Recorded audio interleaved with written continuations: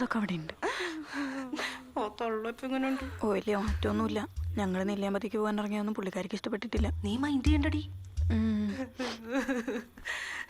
നീ വല്ലതും കഴിച്ചിട്ടാണോടി വന്ന്?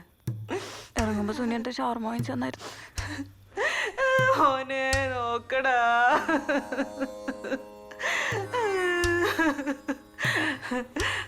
അടുപ്പിന്റെ അടിയില് ഇന്നലത്തെ പരിപ്പോടെ ഇരിക്കുന്നുണ്ട്. നീ ആ ചെക്കൻ എന്തെങ്കിലും എടുത്തു കൊടുക്ക്, ആരും കാണണ്ടാട്ടോ.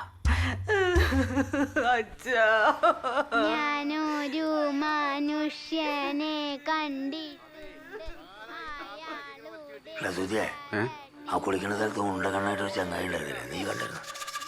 സലാമക്കല്ലേ? സലാമൻ എന്താ ഈ പറഞ്ഞിട്ട് വേണം എനിക്ക് മനസ്സിലാവാൻ.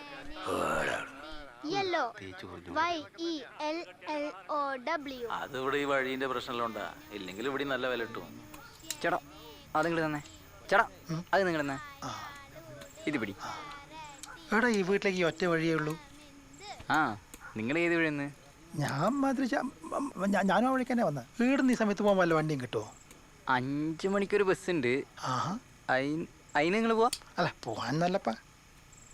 അടച്ചേക്കാലോ. ഇയാളെന്ന് എടുത്തന്നെ ഇരിക്കുന്നത്.